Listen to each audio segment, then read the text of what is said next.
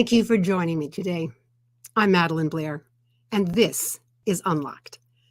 You can't have a successful career without knowing how to work with the unexpected. Unlocked is a show all about opening possibilities to that when you're hit with the unexpected, you have options from which to choose. Now, today, what an interesting day this is going to be. I have to tell you that the first time I saw and met the guest that I'm going to bring on, her name is Thordis Simonsen. It was about 30 years ago, or maybe I should say at least 30 years ago. It was at a conference somewhere in the West, and it was also the last time we ever saw each other face to face. In between, Thordis and I she's kept me informed, I've kept her informed of what's happening and going on in our lives through newsletters or emails, maybe a couple of phone calls. I'm still amazed that our friendship has grown with what looks like so little reason. But what has always kept me connected to Thordis is that I have seen her do in the world amazing things. Today, we're going to talk about a story of vision, commitment, and resilience. Thordis is the founding director, manager, curator, and the docent of the Museum of Authenticity. She's a visual artist, a writer, a speaker, a storyteller, a stonemason, more about that later, an independent travel guide, a workshop facilitator, a publisher. She's pretty amazing. Let me bring her on so that you can meet Thordis Simonsen. Thordis, welcome to Unlocked. Hey, Madeline, it's great to be here, and thank you for that amazing introduction. Well, I want people to get to know who you are and why they should be listening more, because we're going to be talking about your life and two enormous things that you did and accomplished, and we'll probably be talking about not just your successes, but also your trials. So you seem to like to take on really big, difficult projects. What draws you to such endeavors? That's a really good question, and I'm not sure I know the answer. When I was growing up, my sister brought home A's on her report card, and I brought home B's. And my mother would say, "That's okay, you can do other things." And sometimes I feel as if I've carried that to an extreme. But how many kids grow up having been given permission by their parents? How many kids are told they can do, and especially by a parent? Yeah. Because in school, or like I in 8th grade, I had an option to choose an elective, and it was boys would take woodworking, and they had home ec and choir, and I wanted to go into choir, and as an 8th grader, I was rejected. So I was told no, and I really understand people who say, "Oh, I can't draw or I can't write," because I say I can't sing, and it's because I was told that. It's not because I can't. I mean, everybody can sing in one way or another. Anyway, with that permission that I was given as a child, I think probably the most significant other aspect to my taking on projects is just, for some reason, a project will suggest itself to me, and I get so enthusiastic about it that I can see nothing else but taking it on. I never imagined things that I never imagined doing. I never imagined writing a book. I never imagined restoring a house in Greece by hand. I certainly never imagined a museum. Although for some things now, when I look back, I can get a little hint of a signpost along the way. Well, I really want us to talk about some of those. But first, I want to say that I so appreciate that you talked about how your mother treated your bees, that she gave you permission to do other things. I think that's a remarkable observation as well as an occurrence. So let's. Could I say then the cool thing was both of my parents were active, they were both creative.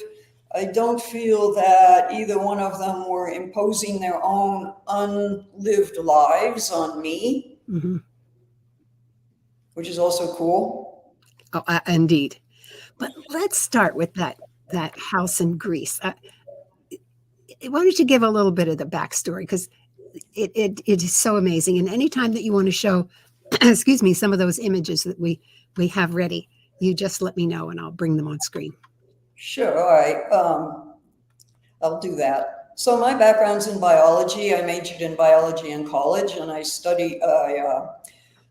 taught biology for 8 years, and then I had an opportunity and got the idea to teach cultural anthropology. And I had no training in cultural anthropology, but one thing, as you get to know me better, you'll know that I'm rather unabashed about doing things without the expected credentials or training for them. So I had never studied cultural anthropology, but instead of going, oh, I should go to school this summer, and I said, oh, I want to go live in a village to have a village experience to draw upon in my cultural anthropology teaching. So I went to a village in Greece.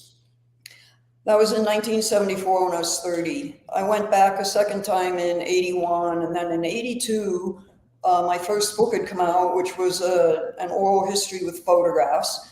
And I had enjoyed that so much, I thought, oh, I'd like another project. So I went back to Greece, thinking I might do a little oral history and photography, and actually had a small grant to document the village in transition in photographs and narratives.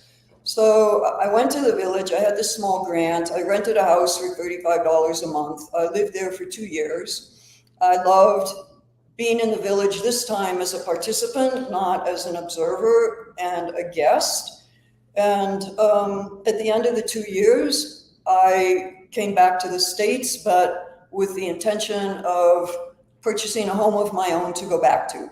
So this is what I love to say. Before I left, I spent some time searching the village for the appropriate house to buy. And you can show the first slide. All right, let's do that. So this house was 60 meters away from the road. Fortunately, it was downhill, not up. No water, no electricity you can see. It had been roofless for decades and used to stable sheep. And if the powers that be understand why I thought that I could restore this house and make it livable, maybe they do, but I sure don't. It's beyond me. I mean, my can-do attitude is just, it's overwhelming sometimes. Sometimes I think it's a curse instead of a blessing. I mean, and the other thing is that I am someone who has the habit of leaping before I look. So I didn't consider how long it would take, what it would cost, whether I could do it or not. I just said, I'm going to do it. Yeah. And I did. It took 10 years. The village women waved, a couple of them in particular, waved their fingers at me and criticized me for doing men's work. The men, the man I bought the house from, we walked by one day, and I was actually making a little brick addition on the house. Ti oreo progma vlepo. Paul's amethyst. What a beautiful thing I see. How did you learn? Another man delivered some building materials. We were up on the road in his big truck. I had gone with him. I forget whether there's a truckload of sand or what, maybe to mix with a mortar for pointing the house. And I said, oh, Lumbee, I have to transport all this sand 60 meters down to the house. No road. And just a footpath. And he said, it doesn't matter. The pay's the same. The work's the same. Care. "Es gusto," and you have taste, he said. I love that story. But Yes. this is one of the most beautiful things I feel that I learned in the whole 10-year experience of restoring the house. And it came to me as I was writing my second book, Dancing Girl, Themes and Improvisations in a Greek Village Setting. It's stories villagers told me and stories I tell about the village, gossip I overheard about the American girl, stories about the house. And I write about how I went to Greece. I'm living in a culture where to be Greek is to be Orthodox. To be Greek is to be married. To be a Greek woman is to do woman's work. I didn't do any of those things. I didn't do any of those things. But the village embraced me. I would go back to the village after being away for the winter, and I could just picture now a row of the geriatric men, if you will, sitting in chairs along the front of the cafaneo, the cafe in the village. And I went up to one to say hello, and they were welcoming me back. And just every man in line stood up to shake my hand. Wow. Such a welcome. So why is this? Why did the villagers forgive my differences? Yeah. Because we all have feelings that need to be expressed and a spirit that wants to be set free. Oh. And how did they recognize that in you? I loved being in the village. I came back repeatedly. Yeah. I respected most of their traditions. I worked on Sunday and holidays. And I took interest, and I, you know, when I was working on the book, I was interviewing the villagers most of the time with wonderful translators. But I would sit there, and I love interviewing. I mean, it's a way. This is what I think the most important, fundamental gift that we can experience is shared humanity, is communication, the bridges between people. Yeah. And so when I interviewed people, I kept eye contact, I asked questions, I listened intently. So they understood my sincerity. Yeah. What do you have any other thoughts or questions about that, Madeline? What you have done is you have reinforced what my findings were when I was doing work around the issues of acceptance of diversity. I'll just say diversity. I worked with a lot of the major international organizations like the World Bank and the International Monetary Fund, and they wanted me to look at the issues of discrimination. And I applauded them for wanting to address it. Mm-hmm. And as I researched it, I realized that the essence of if you were to really connect with that person is if they felt you respected who they were. And to me and to them, because I would always ask the question, well, why do you say respect? And they would say, you listened to me and you took what I said into account. And I'm hearing that in your story as well. So that's affirmation of what I have found as well. The other question in my mind is the men stood up and shook your hand. How did the women feel? Did they embrace you as well? Well, they did. I mean, I like to write the story. It was a particular neighbor who literally pointed her finger at me and admonished me. But I shouldn't leave out the stories of the women who vied for my attention. They vied for my company, especially in the beginning. They invited the American girl to lunch in their homes. You know, they served me 3 curambiedas instead of the traditional one if I were visiting. They invited me, like the house on the woman who lived in the house that was between the $35 a month unimproved rental where I lived, and the house that I was restoring. When I would go by her home, she'd always say, hello, and come here, Feliz Cafe Daiki, would you like a little coffee? And she never got it that I don't drink coffee, but a lot of times I would stop and visit. So they invited me. And I think a lot of times, Madeline, people, especially when they're not living in a culture like ours where there's so many distractions and so many different activities, it's a storytelling culture still. I mean, it was then.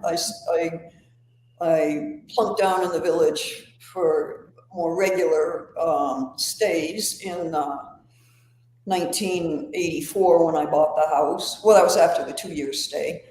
And still then, it was largely storytelling.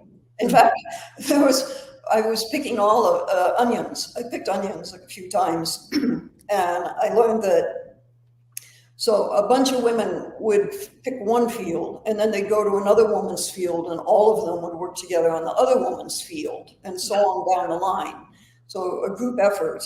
And there was one woman who would stay home.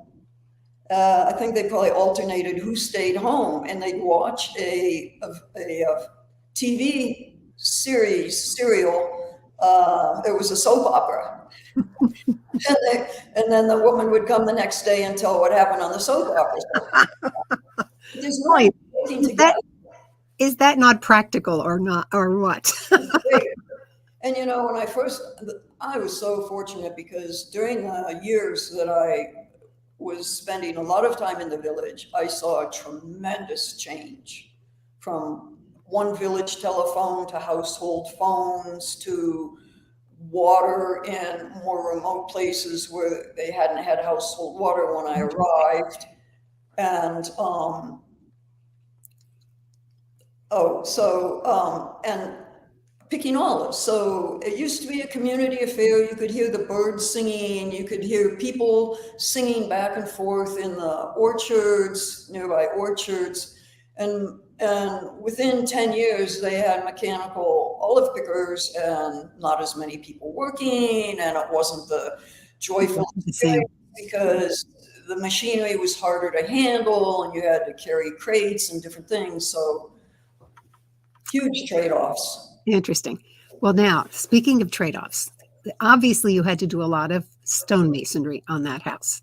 And you said you did it. Were you a stonemason when you arrived in Greece? And if you weren't, how did you learn that? How did I learn? I don't know. I remember when I was a kid waiting to, I don't know, it was in the parking lot of the elementary school I went to, and they were building an addition.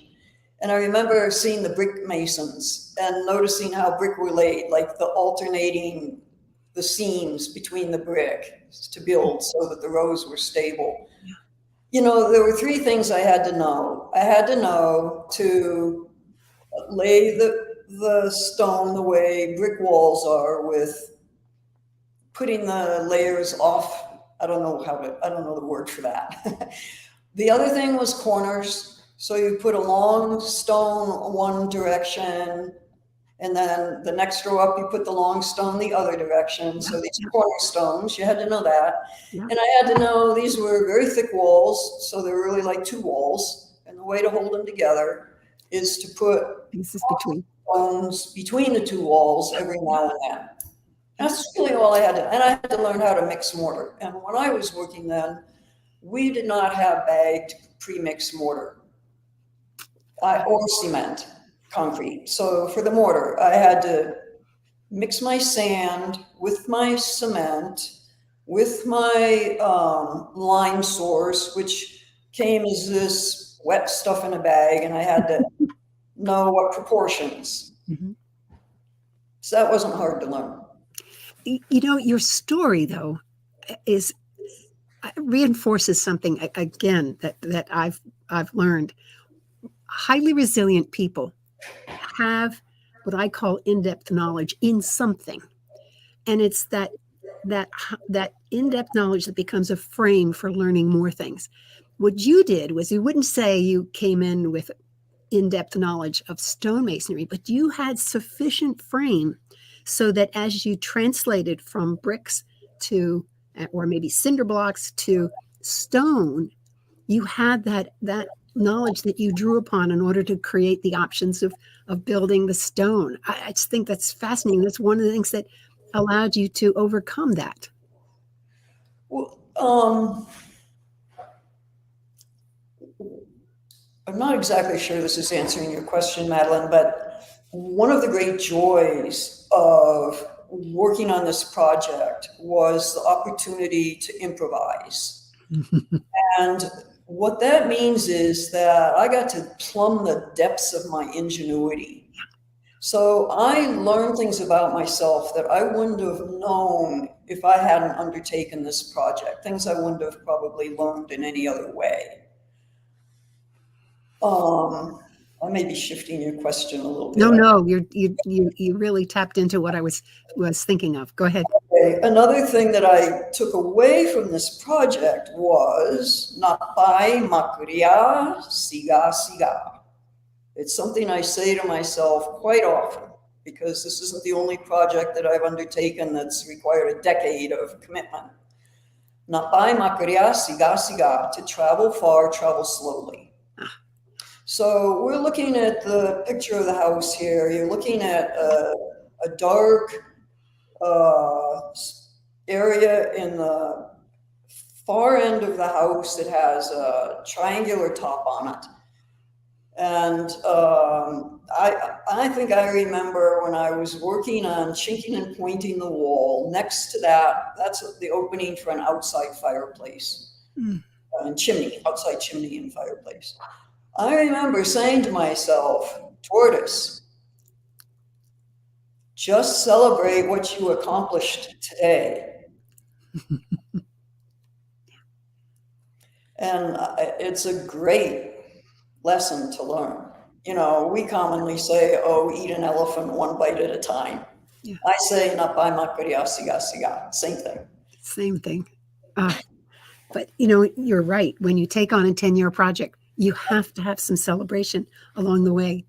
That's part of keeping your energy up and rolling.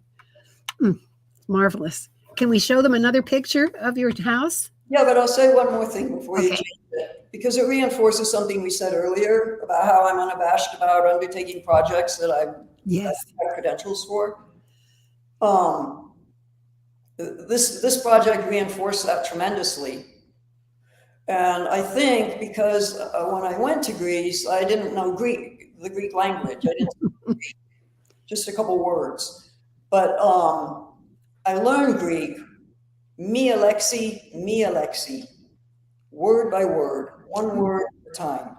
And I think that experience probably subtly primed me to think I could restore a house, mia petra. One stone at a time.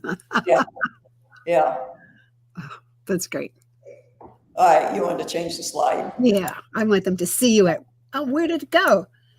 Let's bring it back. There we go. Let me get it in the right place. There you are. Oh my goodness. That was a scary, scary job.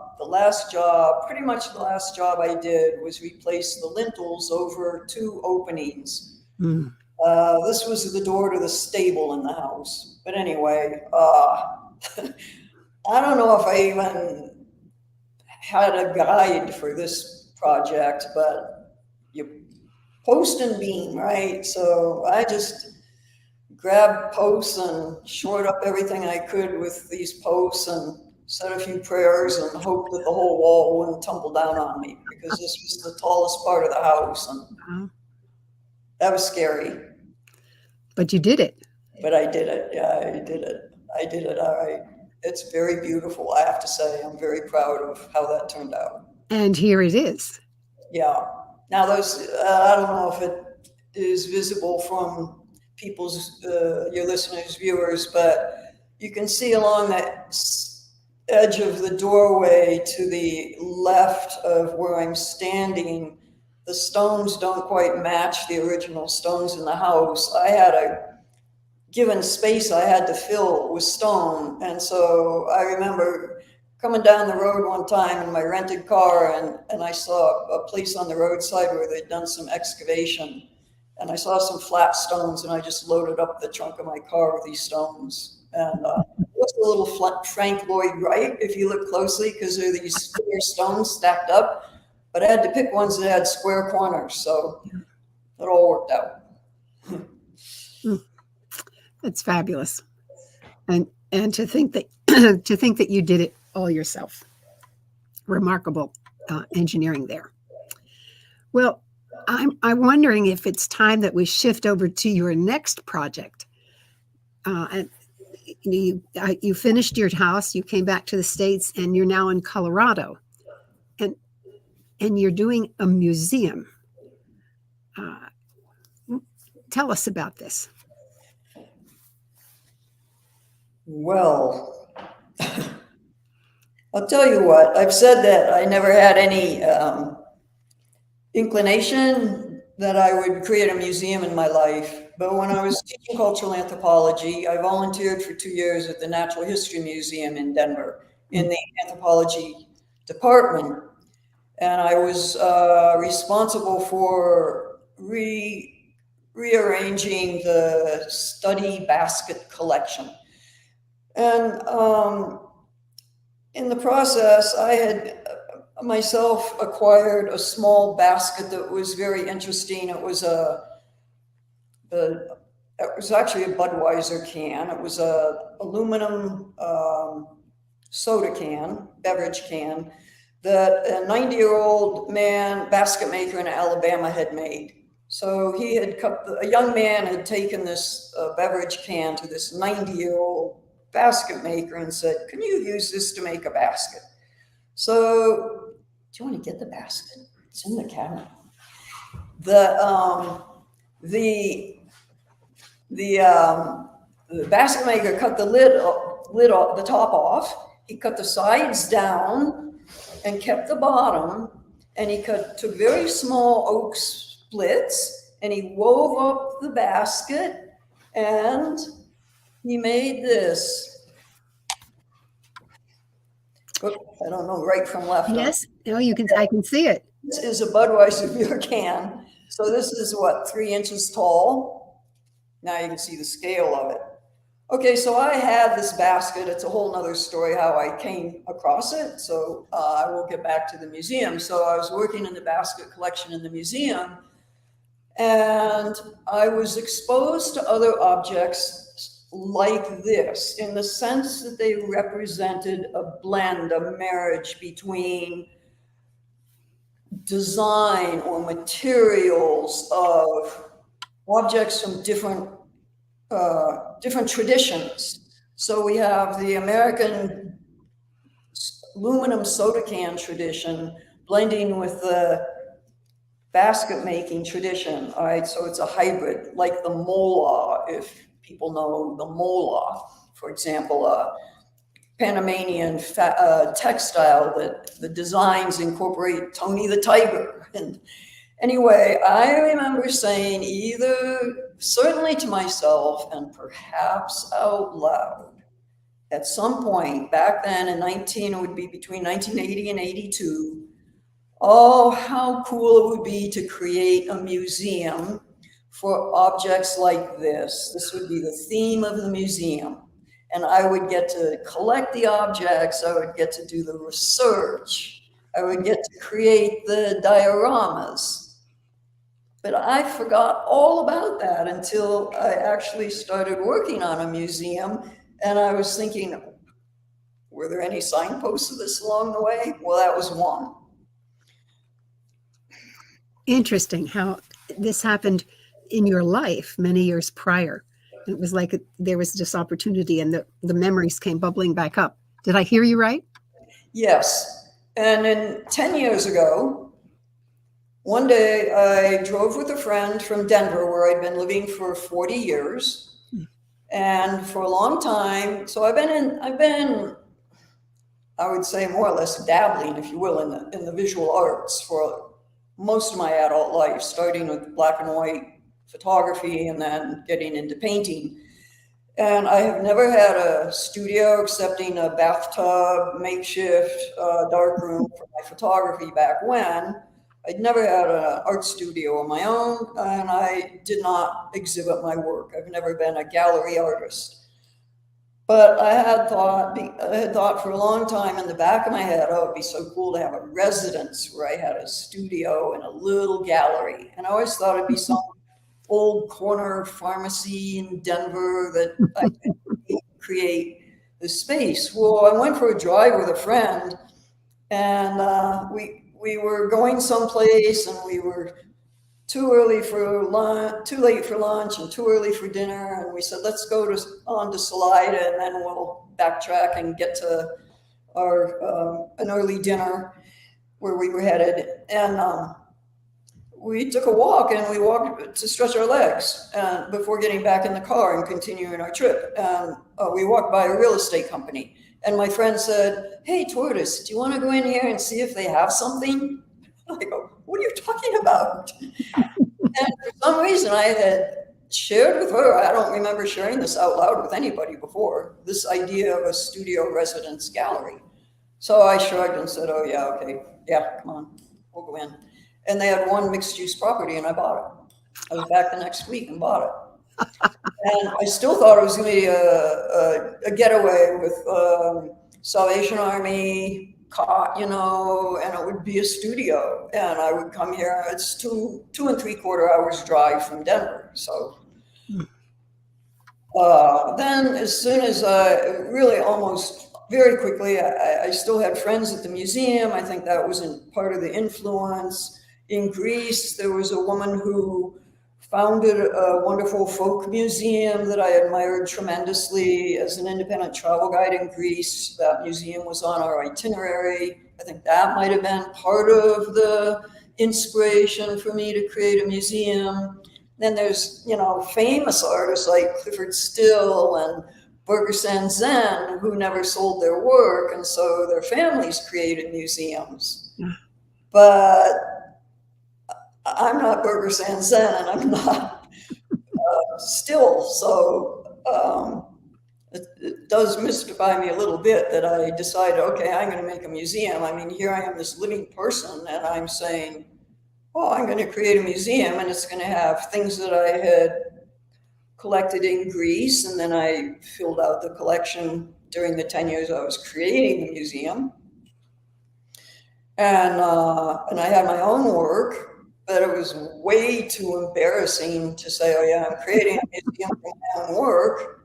So I've had the very good fortune of being able to create a small collection of work by other artists.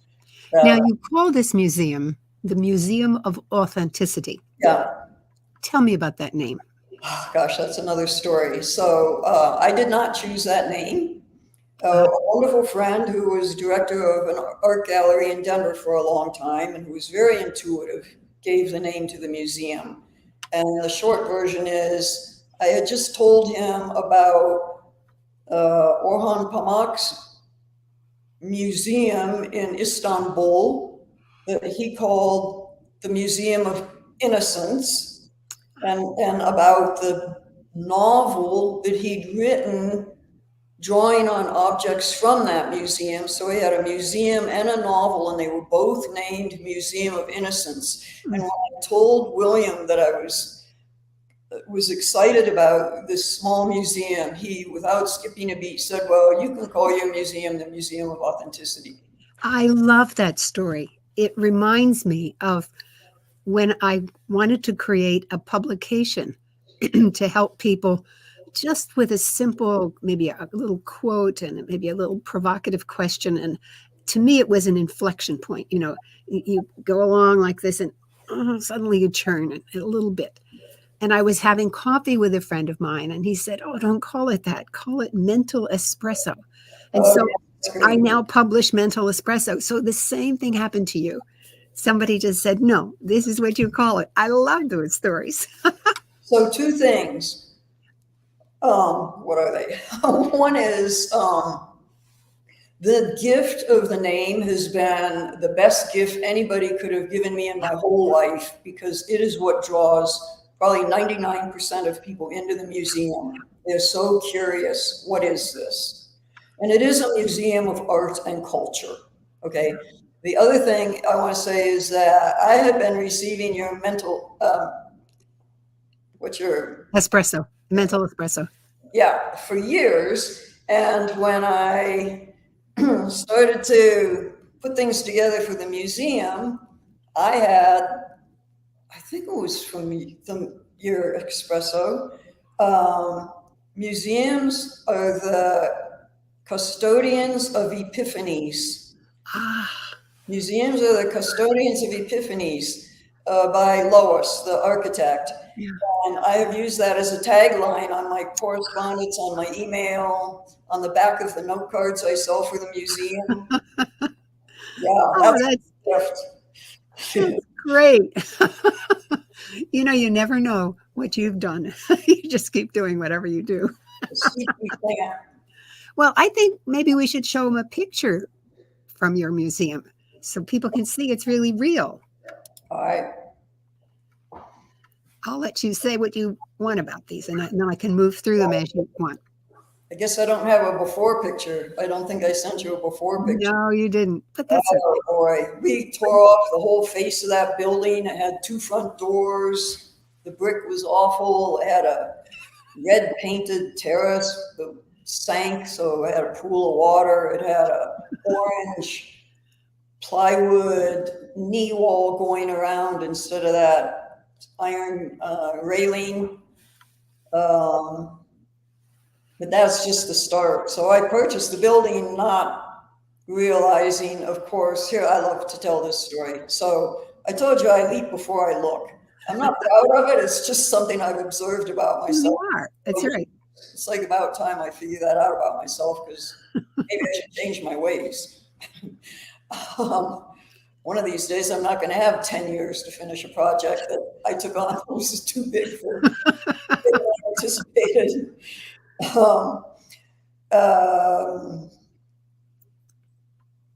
So I said, oh, I'm going to buy this property. I'm going to make a museum. So to me, it's like there's a box, and the box has a label on it, and the label says museum. Yeah. Problem is, when I open this box that I committed myself to, it's empty. Yeah. Like the house in Greece. There's no budget, there are no directions, there are no timelines, there are no anything. It's empty, So, and I just dig in and go at it. So it took 7.5 years to remodel this space and a little old garage that I added onto on the back of the property. It's now 300 square feet where I live. So it's really nice. I live in this I call myself the little old lady who lives in a museum. That's great. Well, shall we go inside the museum? Sure. You can see the inside of the museum. I'm sitting in the museum right now, as a matter of fact. But this photograph is a picture in the Greek room. That's an amazingly carved down to practically each hair of this goat, carved by a wonderful, renowned wood carver from northern Greece.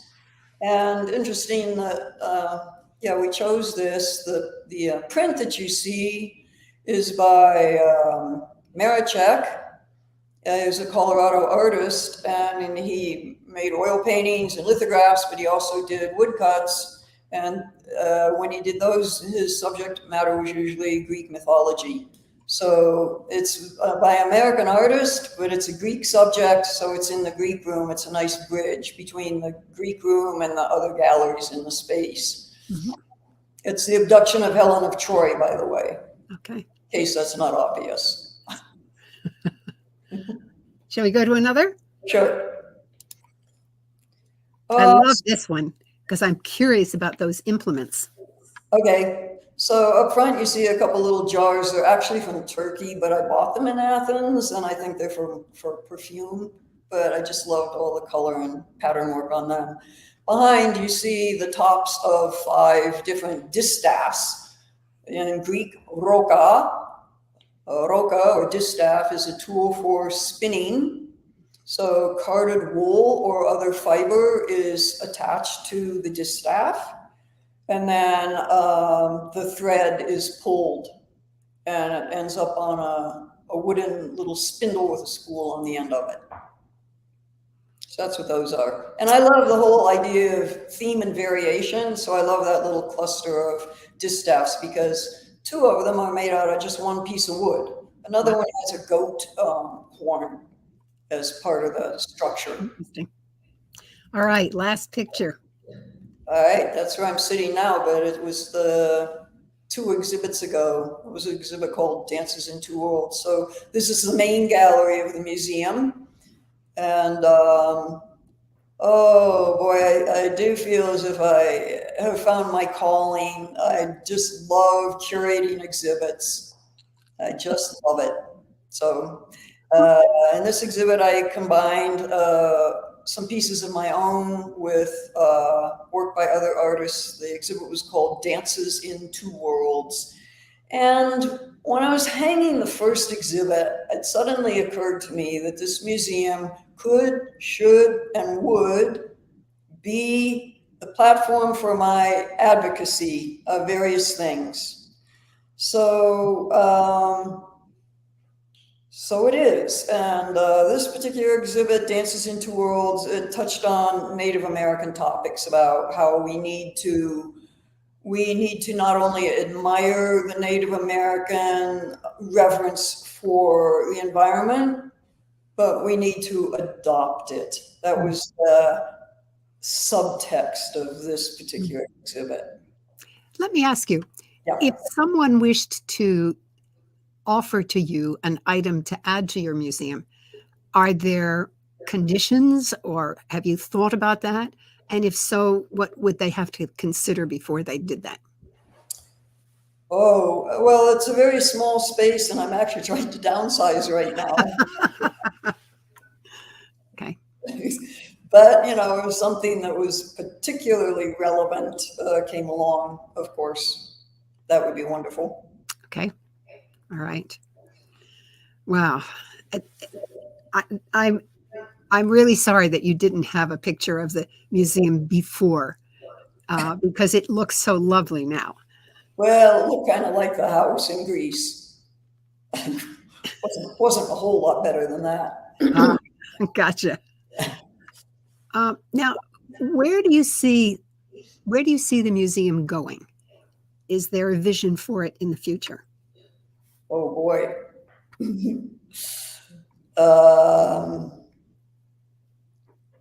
Well, first of all, I would like more people to visit. Ones who come enjoy it tremendously. My favorite accolade is that it's a small paradise. That's my favorite. But, you know, it takes time for the word to get out. I opened during COVID. I live in a small town, and but we are a tourist place. So most of the people who come in are from out of town.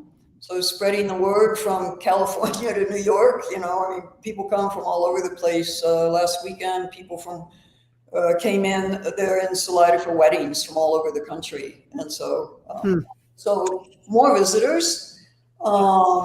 I'd like to do more programs in the museum.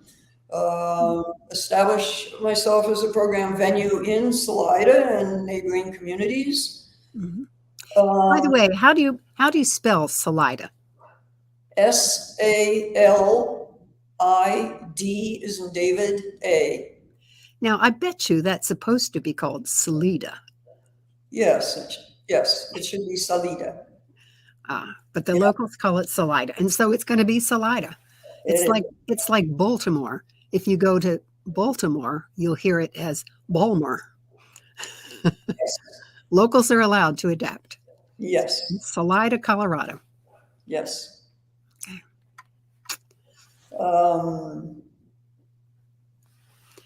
Yes. So I didn't have room in the museum. It's about 1,040 square feet. I didn't have room for an office. I didn't have room for a studio of my own. So 2 years ago, 2.5 years ago, whatever, I was able to move into a 1,500 square foot space out the back door across the alley, back door to back door. And it's my studio and my gallery, my office, and I have a very large gallery in there. And so we'll see how everything shakes out over time. That's marvelous. Well, you've done so many incredible things. I think in my newsletter I say formidable things. What? Formidable. Oh, formidable. Yeah. I'm curious. Looking back, if there was one thing you would say, now this is really the most important thing I've done, what would you say? I've been saying recently that what I'm doing right now is the most important thing that I ever will do. It's bringing my first book, You May Plow Here, the narrative of Sarah Brooks, back into print. May I show it? Yes, by all means. In fact, I'm going to take this off so that people can, oh, no, don't do that. There. Oh, wait, no, I think I have a picture of it. You have yeah, you have it. There it is, yes. The book, Norton published the book in 1986. It's the narrative of Sarah Brooks. Quickly, she was born in 1911 on a 53 1/3 acre farm her father owned. And he raised 17 other dependents on this 53 1/3 acres.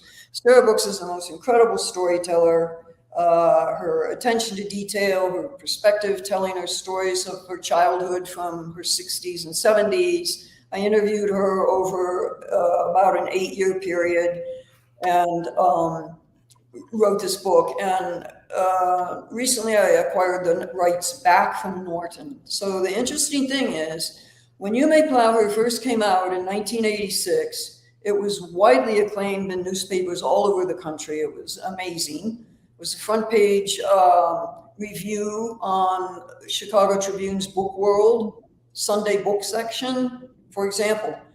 So because of changes in publishers and different things, the book became less available. And so I was able to convince Norton to return the rights to me.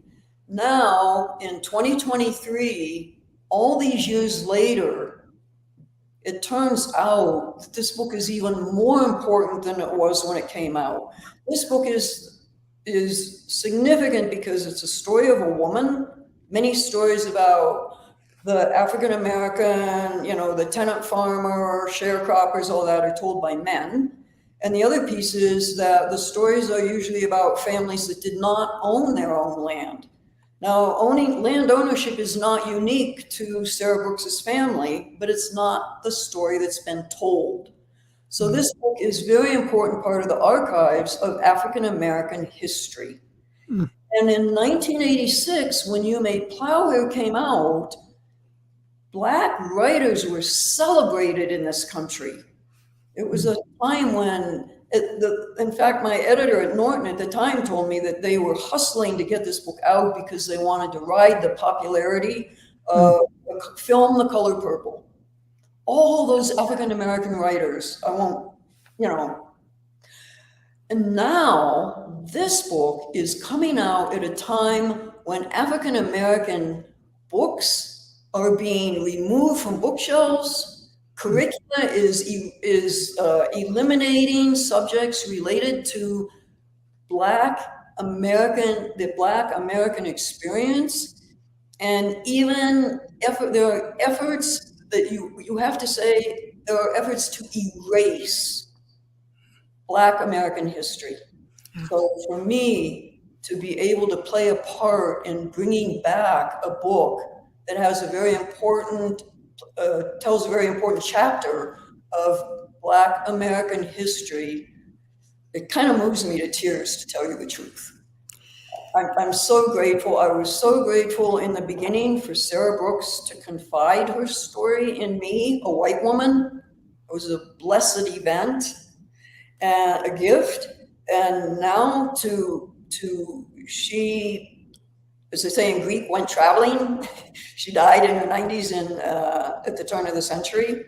But now I have this opportunity and mission to make sure the book has a long life from here out. Well, I can certainly understand why this is the most important thing. And fortunately, we are out of time, and I want to thank you so much. This has been a wonderful journey to take with you today. Thank you so much. And Madeline, thank you so much, and thank you, listeners. Great. Wow. She told me she was a storyteller. And now you know she really is a storyteller. You know, I always pick a book that I talk about at the end of the shows. And it turns out that on the back of Thordis's book, Dances in Two Worlds, there is a reference made by Julia Cameron. Now, Julia Cameron is the author of The Artist's Way. And it turns out that the book that I chose to talk about today is The Artist's Way.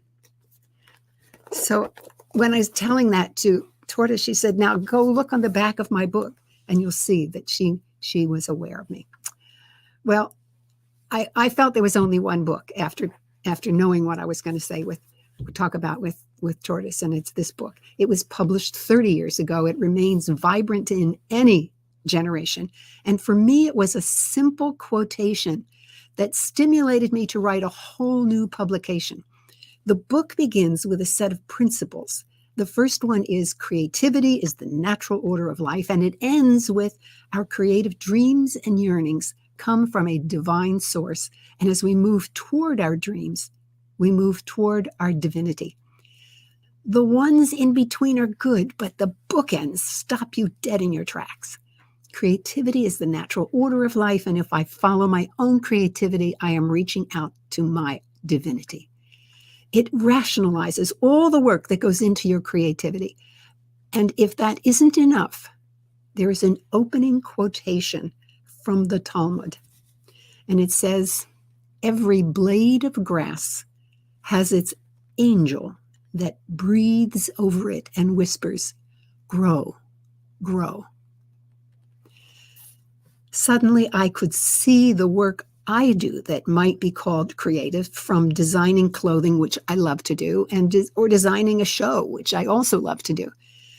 All of it is being encouraged at every step of the way. And now, having listened to Thordis, I am sure that there was an angel over her going, build, build. That quotation alone inspired me to publish something called Resilience Brilliance, a short piece, a half page that describes a business challenge, followed by how a resilient leader might tackle it. I published it some years ago and brought it back to my LinkedIn audience. But what book am I talking about? As I said, The Artist's Way, A Spiritual Path to Higher Creativity by Julia Cameron. I want to thank you for joining me today. I hope that you have enjoyed the conversation and learned something new. I certainly know I have. And by the way, by popular demand, I've revived my coaching service. If you feel the need for a coach, check out my website for the details. That's madelineblair.com. What did you learn from today? And what are you going to do differently, maybe? Post it on social media. Let other people know. And if you're on YouTube, like it and click the like button. And if you haven't subscribed, do so, because then you'll automatically get announcements just before the show comes on, so you won't miss any. I'm Madeline Blair, wishing you infinite possibilities as you unlock your resilience.